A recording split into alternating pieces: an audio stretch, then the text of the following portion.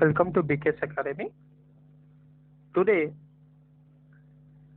we will discuss about the parliamentary committees because it was in news recently. So I'm expecting questions from this parliamentary committees in your upcoming examinations. Please follow this. Let's start the class. So today our topic is parliamentary committees. Now, what is the need of these parliamentary committees? So need for parliamentary committees. As you know that our Indian government, we have in parliament, our politicians, they will conduct debates, they'll talk about the topic, and they will do all the things you know about very well. But in order to reduce the time, they have established the committees. Like, for example, on the pressure on the parliamentary time, the pressure on the parliamentary time and the parliamentary discussions and debates and issues on public importance, Parliament hardly finds sufficient time for detailed examination and scrutiny of expenditure and achievements. Hence, in order to make parliamentary work more effective and meaningful, Parliament needs an agency of its own. For this sake, they have started a committee. This committee acts as a communicator between the Parliament and the people. So based on these committees, we have different parliamentary committees. In that, today our topic is Public Accounts Committee. In that, today we will discuss about the various type of accounts we have. Like funds will be raised. Like the funds are kept in the like what you call we have Public Account of India, Consolidated Fund of India, and the Contingency Fund of India. As you know that the government of India will collect the taxes from us, not only central government, like state government and union territories, they will collect different types of taxes. All these taxes are credited in the Public Account of India. And not only these taxes, apart from these taxes, the government of India gives loans to other countries, and in return will get some interest. And these taxes and the interest we are getting from other countries, and what are the resources we are getting from other different countries and different fields, it is kept in the so-called Khajana, that is Consolidated Fund of India. Now, in this Consolidated Fund of India, as I told before, all the taxes and all the resources we are getting, the amount is kept in the Consolidated Fund of India. It is according to Article 266. Now, if we want to withdraw the money from the Consolidated Fund of India, there must be a bill should be passed in the Parliament, then the amount can be withdrawn. And one more point we need to keep in the mind, like Chief Justice of India, High Court judges, and the Controller Auditor General of India, and different commissions, and the President, Vice President will get salary from the Consolidated Fund of India. But in case of emergency period, any crisis, and there is no parliamentary session, then from where we can withdraw the amount? For their sake, we have one more thing, that is Contingency Fund of India. This Contingency Fund of India is according to Article 267. You need to remember the point. 266 means Consolidated Fund of India, and 267 means Contingency Fund of India. As I told you before, like Contingency Fund of India is utilized during the emergency time, like if any floods are there or any other like cyclones are there, like any volcanoes eruption, earthquakes.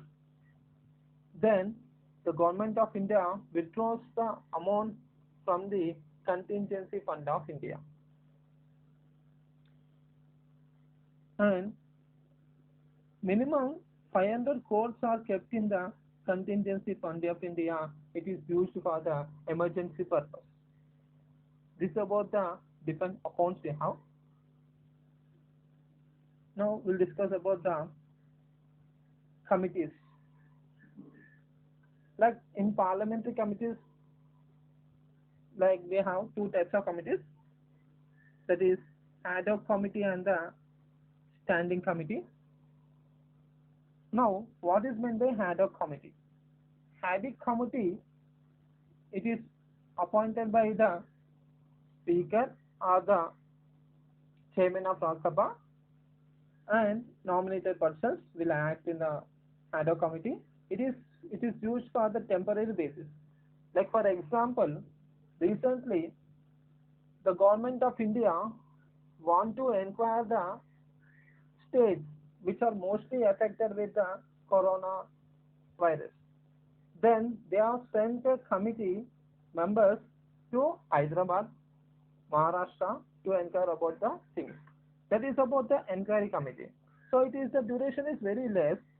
As the inquiry is completed and they submit a report to the government of India, the parliamentary, the president to the president, and the committee stops there. This is a temporary basis. That is the ad hoc committee. Now, next comes to about the point standing committee. The standing committee members are appointed by the elected by the nominated by the speaker and the chairman, and their time period is for 1 year. The term period is 1 year, and we have different types of committees. Like in standing committee we have estimate committee, public accounts committee, public undertakings, SC/ST committees, business advisory committees, rules committee, and finance committee. But among these committees, today we are going to discuss about the public accounts committee.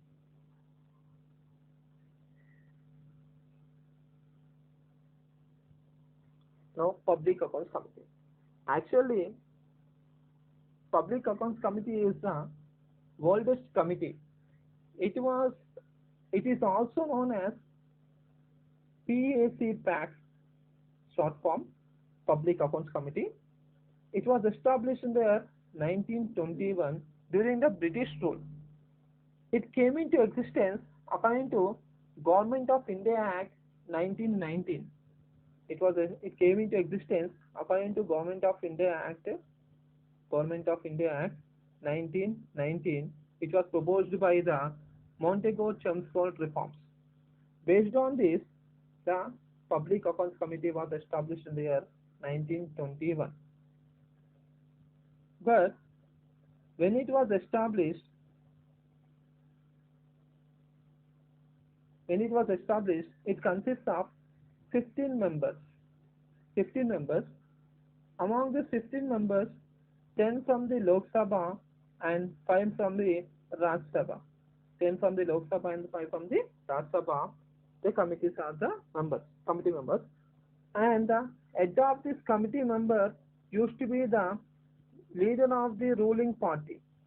Leader of the ruling party or the finance minister used to act as the head of this committee. But in the year, there was a committee called recommendation, based on the committee recommendation, like Krishna Menon committee. The committee consists of 22 members. Among these 22 members, 15 from the Lok Sabha and 7 from the Rajya Sabha. So total how many members are in Public Accounts Committee? There are 22 members. And leader of the chairman should be there. The chairman of the committee should be like from the leader of the opposition. He should be from the opposition party. So chairman of the committee is elected from the opposition party from 1967 onwards. And The committee members duration, the time period of the committee member duration is for 1 year. For 1 year, and based on the report, if they completed the report as earlier, they can withdraw the period also. This is about the Public Accounts Committee. Now, what are the functions of this Public Accounts Committee? The main function of Public Accounts Committee is it will examine the accounts which was made by the CAG, Controller Auditor General of India. Controller Auditor General of India will audit all the reports, what are the transactions of made by the Government of India. The report is made by the Controller Auditor General of India, and it is presented to the President of India. Not only for the central government, like union, and for states also, CAG will do reporting, and they will submit the report to the President in for the central government, and for states it will submit the report to the state government, like for governor. This, and after submission, if the Public Accounts Committee will look after this, is whether the amount has been used properly or legally, and if the amount can be reduced to the smaller section also, they'll give ideas, everything else. They'll discuss about this thing, and it is done by the Public Accounts Committee, and leader of the opposition committee is leader of the Public Accounts Committee is the opposition party leader.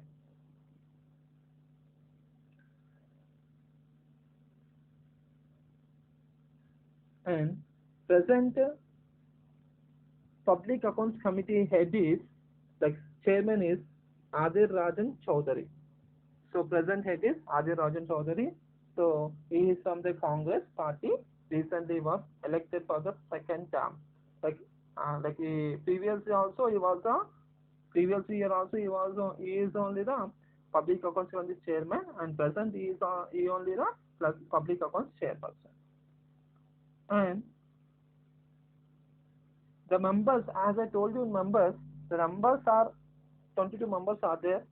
In the from that, from our Telangana, like Santosh Kumar has been appointed as the Public Accounts Committee member, and from Andhra Pradesh, CM Ramesh has been appointed as the Public Accounts Committee member. And as I told you, the state's public accounts is also recorded by the CAG. The audit has been done by the CAG, and it will submit the report to the governor, state-based governor. And in the central government, the report is given to the president, and president will issue the every detailed thing to the parliament. It will kept in the parliament, and they will have a discussion on that. In a similar way, in the state, the assembly will discuss about it. In the state assembly also, we have the Public Accounts chairperson, and our Public Accounts chairperson is OYC Akbaruddin. OYC is the present Public Accounts chairman for Telangana State Assembly. Now, one more point we need to remember. As I told you that whatever the amount present in the Consolidated Fund of India and Contingency Fund of India, each and every transaction is done by the Controller Auditor General of India. Now, like they will do all the calculation, everything else. Now the thing is, this CAG, Controller Auditor General of India, is appointed by the President, and he is appointed according to Article 140H. And Controller Auditor General of India articles deals with from the 148 to 151. Here I would like to discuss one more point which is useful and you can remember very easily. Like you can, I hope you remember this point. Like Article 143 means President of India will get information from the Supreme Court whenever required. Means, as you know that 143 means article, in regular sense It is that people will use in a different manner. I love you, like IH or anything else. But to remember this, you remember this 143. Like for example, if any of the boy or girl proposes, for example, boy proposes a girl, then girl doesn't reply immediately. She says that I need some 5 days. Like if we add 5 to this 143, it becomes 148. So Article 148 means Controller Auditor General of India. So CAG means what does the CAG do? He will discuss all the accounts, he will check all the calculations, everything else. In the similar way, whenever the boy proposes a girl, the girl will calculate everything within 3 seconds. Within 3 seconds. So if you add 3 to this 148, if you add 3 to this 148, it becomes 151. Means Controller Auditor General of India will consist of articles from 148 to 151. Remember this point, not the story, remember the point.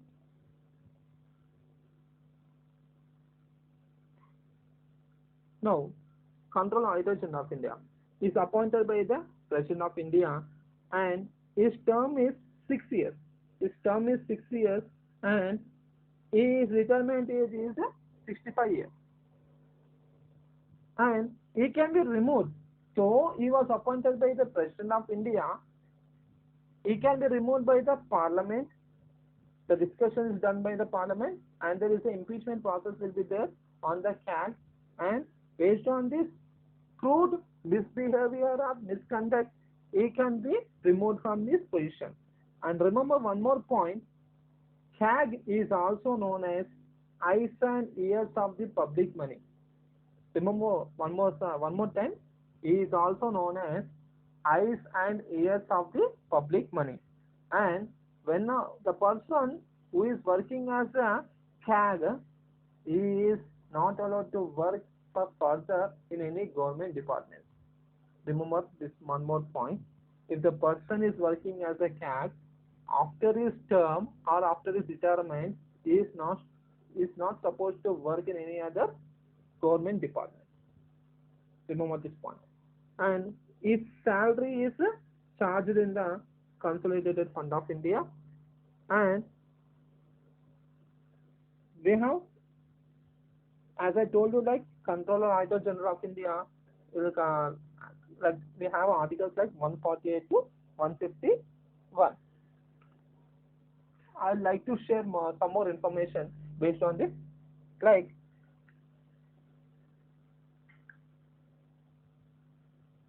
according to Article 148, he will give information, is appointed as a CAG. And Article 149, according to Article 149, he will perform his duties. 148 is the Controller Auditor General of India. Article 149 means he will perform his duties. And according to Article 150, whatever the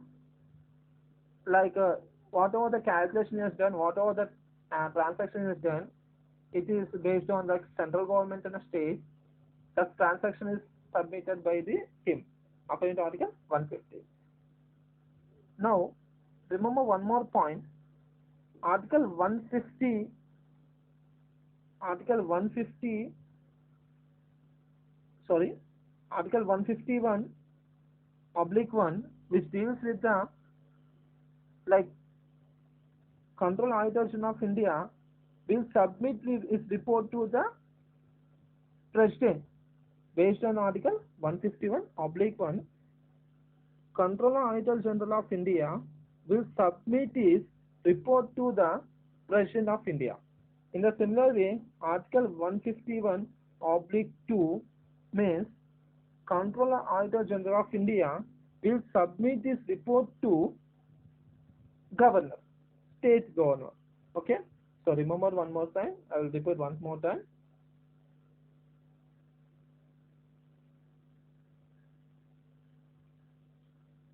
Article 148 deals with the Controller Auditor General of India. Article 149 is its functions. Article 150 deals with the transactions. He used to check all the transactions. And Article 151, which deals with the Controller Auditor General of India, will submit his report to the President according to Article 151/1, and according to Article 151/2, he will submit his documentation, every report to the Governor. Remember this point. And one more point, and first Controller Auditor General of India is V. Narahari Rao, and second is A.K. Chand, and so many members are there, and 11th is Vinod Roy, and 12th is Shashikant Sharma, and present Controller Auditor General of India is Raju Maharishi. He is the 13th member. So these are the functions of the Controller Auditor General of India.